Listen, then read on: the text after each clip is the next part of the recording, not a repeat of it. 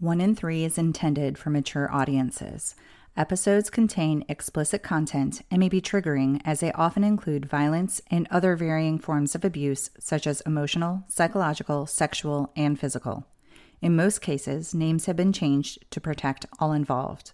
Please note, statements and opinions of guests do not necessarily reflect those of my own. Hi, warriors. Welcome to 1 in 3. I'm your host, Ingrid. So far, I have shared a lot of domestic violence stories with accompanying statistics. You have also heard fellow warriors describe how they are transforming their trauma to help others. Today, I'm bringing you something a little different, but equally informative and helpful. Sheena Yap Chan is an author and fellow podcaster who focuses on improving self-confidence and empowering others. She has graciously joined me to impart some of that information. Here is Sheena.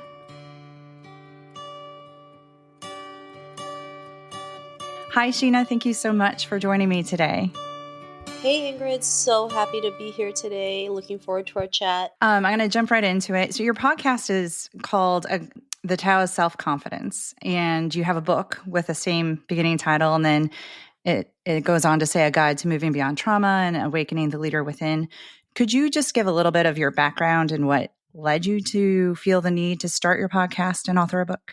Yeah, thanks so much for asking that great question. It really started with my upbringing, moving from the Philippines to Toronto when I was 7. First off, it was a big culture shock, because Toronto is a very multicultural city, which is one of the reasons why I love Toronto, minus the winter. And, growing up in Toronto, I never saw anybody in the media that looked like me. So I was always ashamed of who I was, ashamed of my own culture. I wanted to have blonde hair and blue eyes to feel more accepted. And it wasn't until my 20s when I dyed my hair back from blonde to my original hair color where I finally embraced being Asian. And, for me, coloring my hair back to my original hair color was just more economical. So, trying to retouch your roots is not cheap, even back then. And in 2015, I was dealing with my own confidence issues. And I was trying to find resources that really catered to Asian women. Um, but I couldn't find any. And at the same time, I still wanted to create better representation, especially when Asian women has been seen as quiet, submissive, obedient. I wanted to dismantle that. And so I started my podcast, The Tao of Self-Confidence, where I interview women about their journey to self-confidence, mostly Asian women. To date, I've interviewed over 800 women on this topic. And as much as I love podcasting, um, it's still a very small platform compared to other media platforms. And I really want to create more visibility. And so I decided to tap into different media platforms and books came along. I co-created a book called Asian Women Who Boss Up, which highlights the stories of 18 Asian women who are able to forge their own path, overcome obstacles, and thrive. And to me, that was really important because creating a book with, 16 Asian women on the front cover was something that was rarely seen. And then that book led to my first book with my publisher. I never thought I would get a traditional book deal, which was Wiley. And they approached me asking if I wanted to write a book about Asian women and international leadership. And I was like, I don't even know if I'm that person. Like, I don't know what leadership looks like. Am I that person? And of course, the imposter syndrome comes because we feel like we're not good enough. And if it wasn't for the support system I have, I wouldn't have said yes. So I said yes. I had no clue what I was going to write about. I didn't have a full manuscript. I had less than 3 months to write it, and it came out in May of 2023. Yeah, never written a book ever. A full-fledged book, just on my own. That's crazy. Yeah, it hit the Wall Street Journal bestseller list. It hit other bestseller lists as well. And now I have a new book coming out called Bridging the Confidence Gap: How Empowered Women Change the World. And this is a leadership book for women. Especially with what's been going on in the world. One of the reasons why I wrote this book was because the World Economic Forum mentioned that it was going to take the earliest 2154 to achieve gender parity. But now they've actually delayed it 4 more years. And it's now 2158 at the earliest. So it could be delayed even more. And no one wants to wait more than 5 generations, right? So this is why I wrote the book. It's a guide, a guide for women who want to be in leadership. And so we go through, the many gaps we face, some of the reasons why women feel less confident than men. Because if you look at the confidence gap, men are generally more confident than women. And it's not that they're any smarter, not dissing the men listeners out there, you're great. But as women, we're so capable, but it's how we perceive ourselves that really stops us from moving forward. And of course, there's other factors as well. If you look at current events in the world, I mean, in 2025, we're still dealing with a lot of issues that affect women. And so, how do we tackle all these? How do we bridge it together? And, bridging means everybody, right? Men, women can bridge this gap together, because there's been reports where if there's more women in leadership, everybody benefits. Everyone benefits. So of course, why wouldn't we have more women in leadership, right? Having the right kind of leadership to, prosper, to live it harmoniously, to create more positive changes in the world. So I'm super excited about that. It's coming out later this year.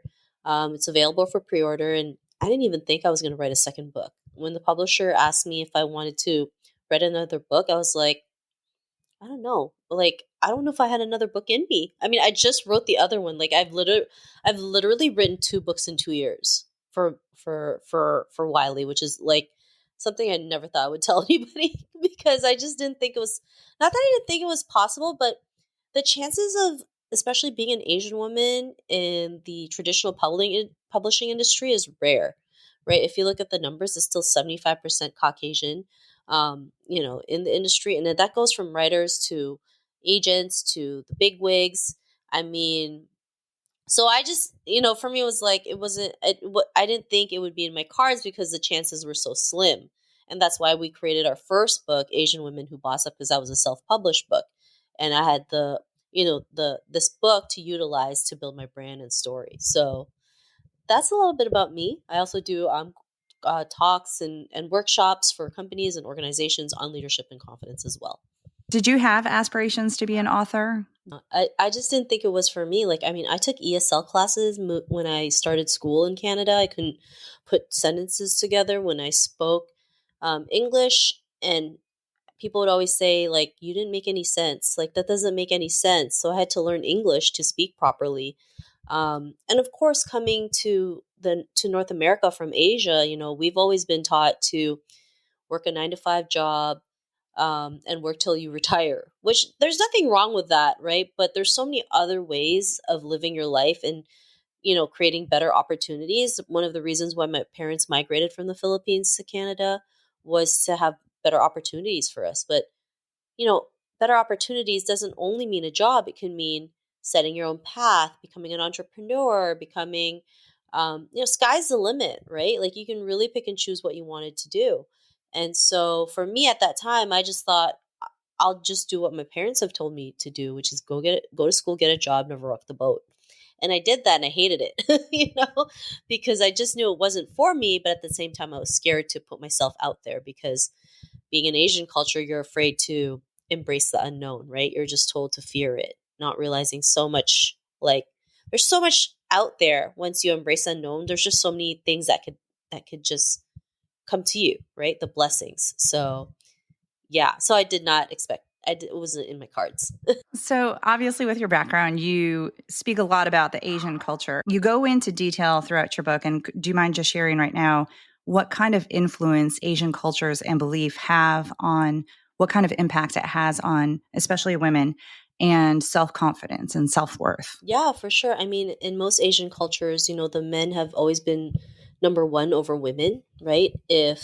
Um, if you're in a family and they had to choose between a son and a daughter to go to school back in the day, the son would go and the daughter would have to quit school and help the family out. It happened to my grandmother. I mean, she the highest level she had was like grade 6, and she had to stop school and started taking care of her brothers, started taking care of her father, just going to the market and buying fruits, doing laundry, all at the like age of 12, right? And to think about that nowadays is like wild, right? But that's how it was back then.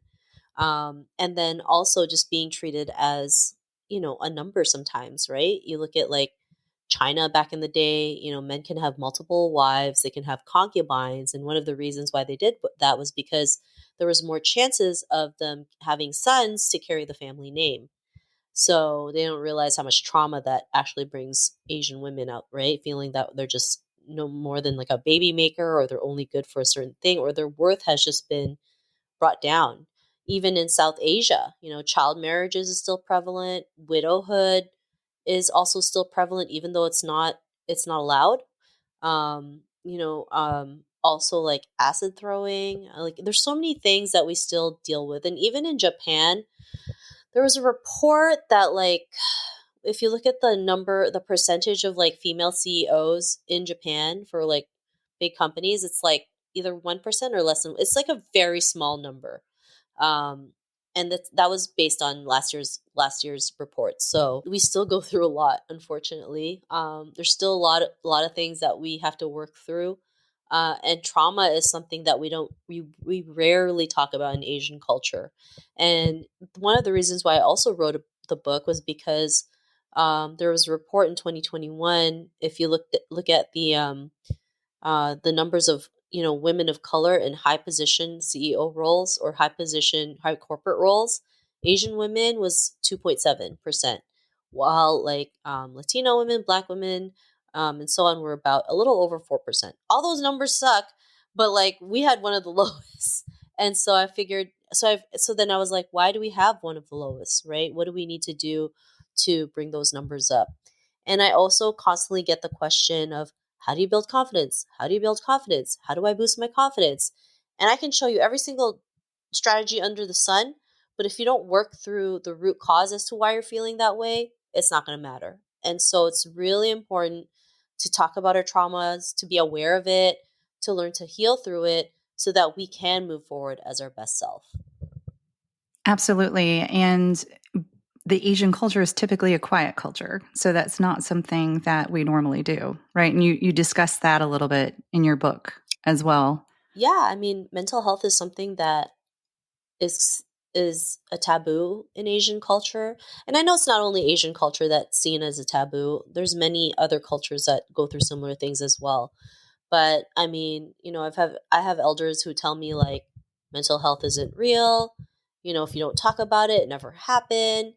And that's why so many of our elderly, especially the females, they'll never share anything. They will never tell a soul about the traumas they've been through, because to them they've been taught if you don't talk about it, it never happened. But we know it happened because they're still feeling it. If you see like your elderly just cry out of nowhere or be triggered with something, that means there's still, that trauma is still there. And that trauma can also get passed on to us, right? Intergenerational trauma is really prevalent. That's another thing we don't talk about. And so it's really important to, as much as we can, ask them what happened, and hopefully they will share what they've been through. Not I understand not everyone will. I get it. My own grandma doesn't do it. We know something traumatic has happened. She'll never tell a soul. But if you can get little bit by little bit, then it's just like, okay, how can I work through this? How can I heal from this? And so we need to normalize mental health, saying that there's nothing wrong with it. Back then, if you were to seek a therapist, you were called crazy or something was wrong with you. But that's just maintaining, right? Just it's kind of like working out, right? You want to be fit, you work out every day. So if you want, better mental health, you work on it every single day, right? Whether it's talking to a therapist, journaling, listening to podcasts like this, something that can help you with your mental well-being, because it's really important. Because when it comes to confidence, it's like 80% mindset and like 20% action. So we have to work on our mindset every single day. And then I'm not saying you have to be like positive all the time, because that's just unattainable. But you have the tools and resources to help you pick yourself back up when times are down. And you name a few exercises in your book that I thought were really great at giving somebody some insight into how they feel about themselves. One of my favorites is when you asked your best friend to name what some of her favorite things were about you, or what her life would be like without you. And I think that one was so important because it's really easy to hear it from someone else than to look in the mirror and say, okay, all these really positive things about you. But when somebody else says it, then it's like, okay, hold on a second. So maybe these things are true. Yeah, I that was my favorite exercises. Like, I never expected my best friend to share all those things, especially when you constantly like put yourself down and you become your worst enemy. Having those exercises is really important because this is coming from somebody else's eyes and they see the magic you possess, the capabilities, what you can accomplish. And all you need is just one person sometimes to tell you how amazing you are. And not that it's out of validation, it's just more like proof that you are capable of going out there and making things happen. And so I was really grateful that she said yes to doing it and then just sharing all that. And I remember reading it for the first time and I was like bawling my eyes out because I didn't expect the answers. I was like, oh my gosh, I didn't think she thought of this about me. And, that kind of gave me the confidence too to move forward regardless of the circumstances. So these little exercises make a huge, huge difference, right? And, I've done these exercises myself. Like I wouldn't share it if I didn't do it. Right. So yeah, I do share some practical exercises that anyone can use in through that book, through the Tao of Self-Confidence book. You talk about mindset shift and how, and I think that can really apply to some of my listeners because they're kind of encompassing this whole array of abusive relationships. They're still either a victim in the relationship or they're out or they could have been out yesterday or 10 years ago.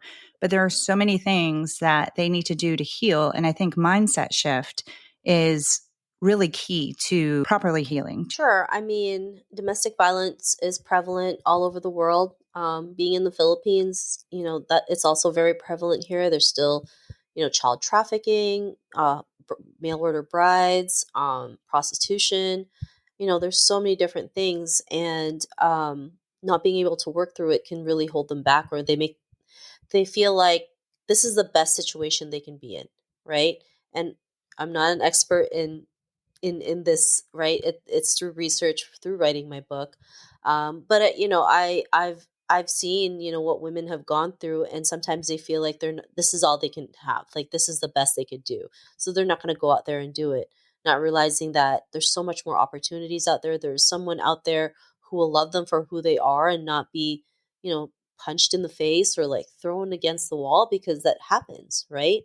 More often than you realize. And sometimes it's wild because sometimes you see certain people on social media who have this like picture perfect life, and then 2 years on the road they tell me that they were abused by their husband for years and never mentioned anything. And it's just wild to see that, right? Or to even hear that. And so sometimes what you see in social media isn't the truth. You don't know what goes behind closed doors. And so it's really important to have support, to give women space, to help them realize what they're going through. It's not going to be overnight, that's for sure, especially when you've been ingrained this type of mindset for so long. It's kind of like when someone's kidnapped, they go through, I forget the term, but they're so comfortable with their captor that they don't even want to go out, right?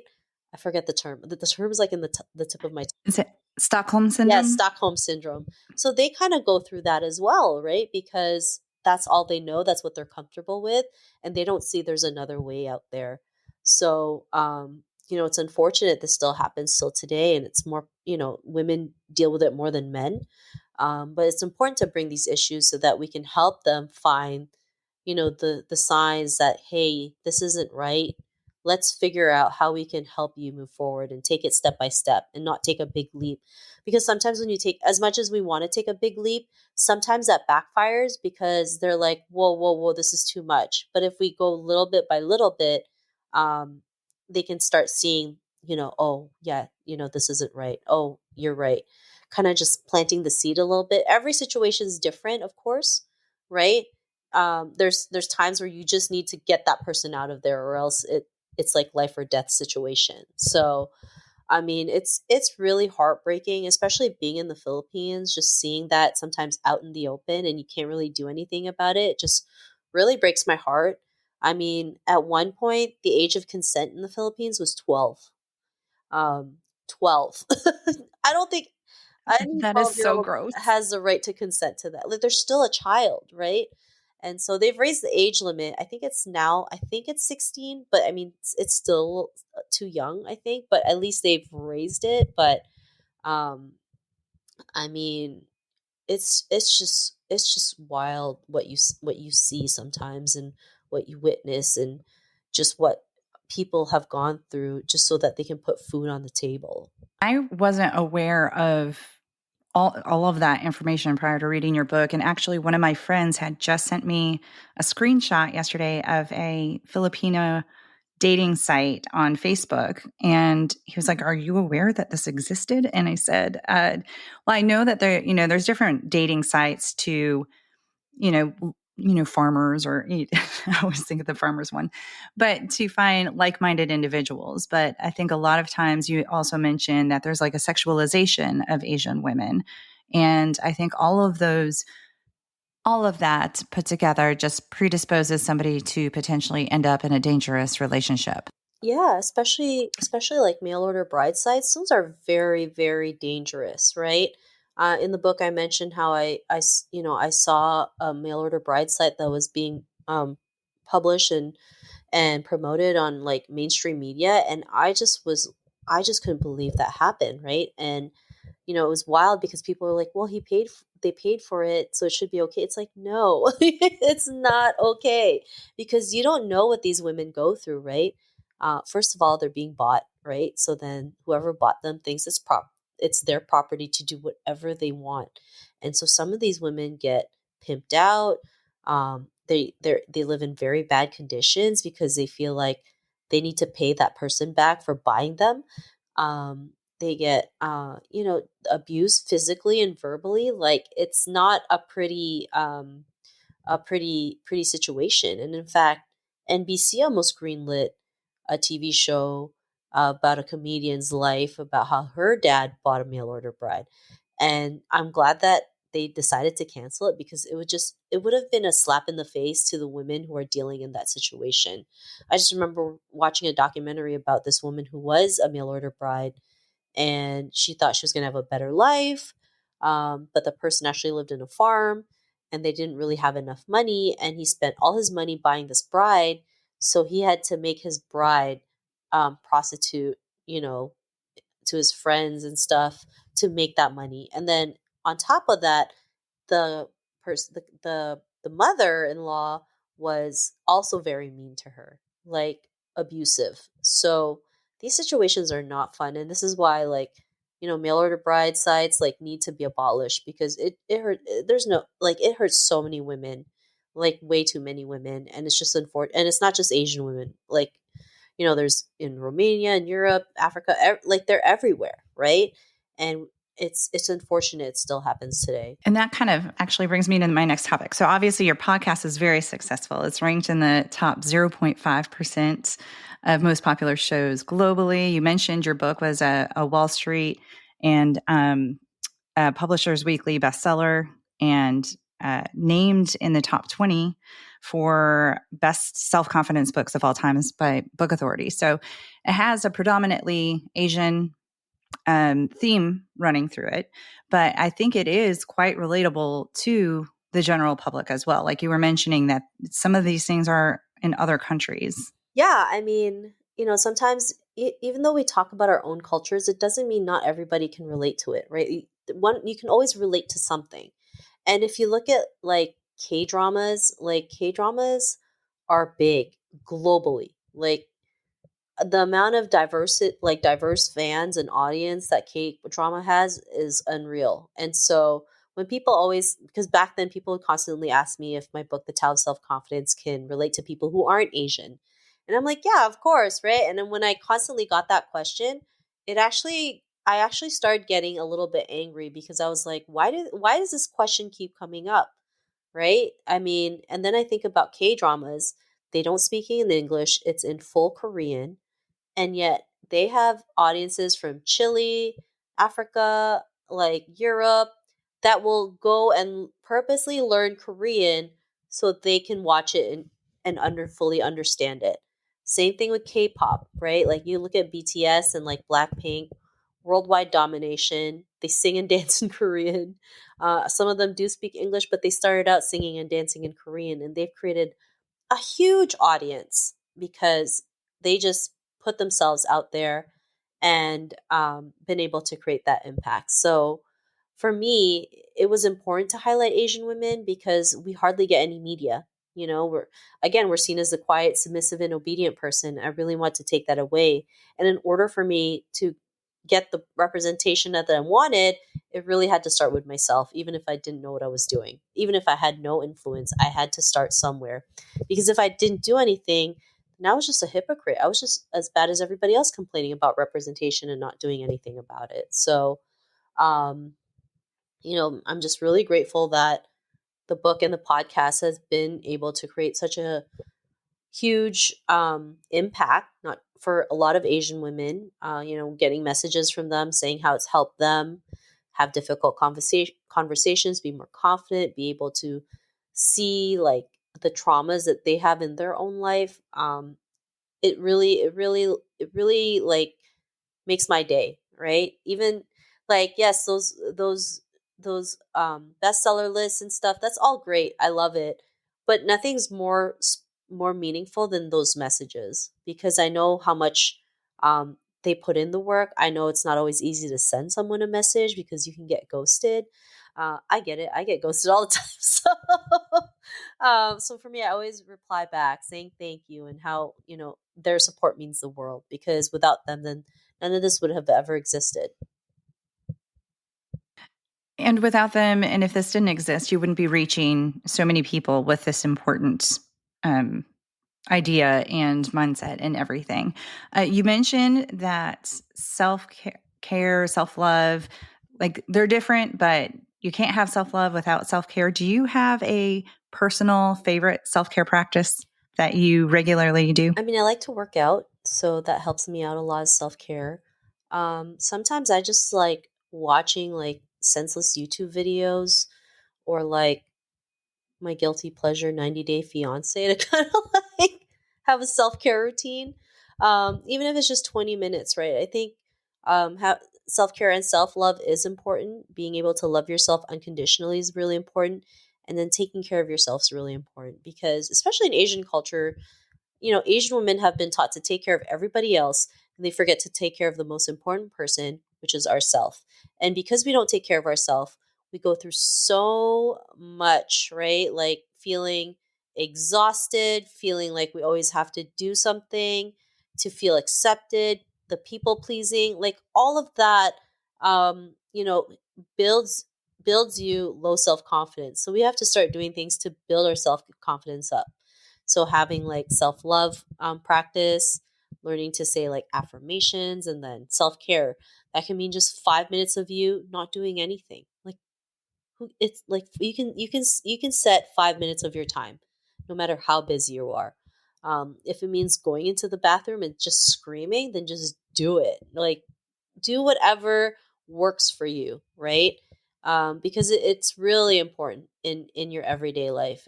Like self care is necessary. It needs to be done daily, even if it means setting 5 minutes. 5 minutes won't kill you, right? And then if you have more time, you can slowly increase that. Well, Sheena, thank you so much. Do you mind just telling us a few of the links? So if anyone wants to get your book or pre-order your next book or follow you. Yeah, thanks so much. First off, you can connect with me on my website, sheenayapchan.com.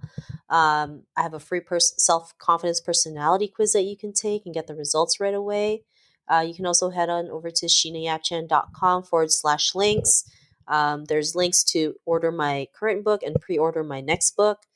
You can also do that on Amazon, Barnes& and Nobles, Indigo, and any other book retailers globally.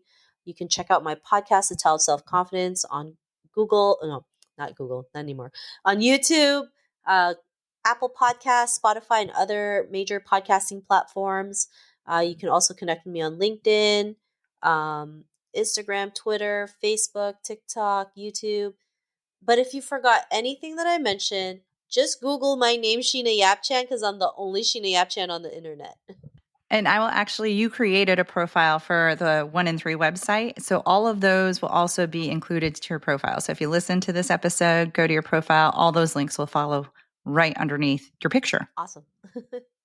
Awesome. So thank you again so much, Sheena, for taking the time to talk with me today. I really appreciate the information you shared. Not a problem. I had such a blast. Thanks again for having me on the show.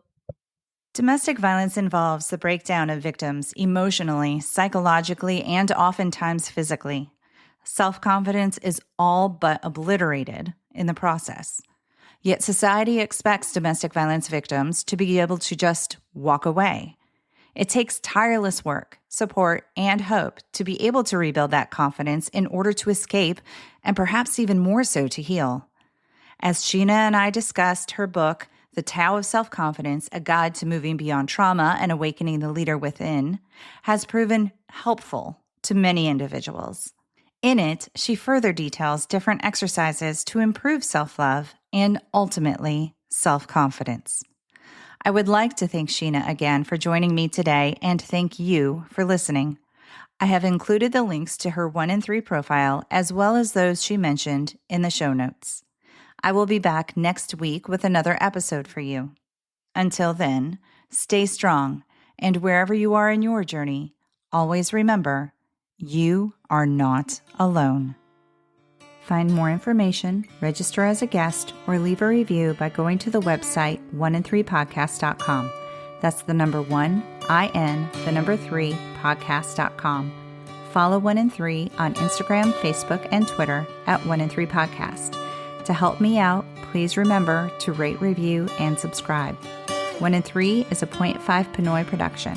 Music written and performed by Tim Crow.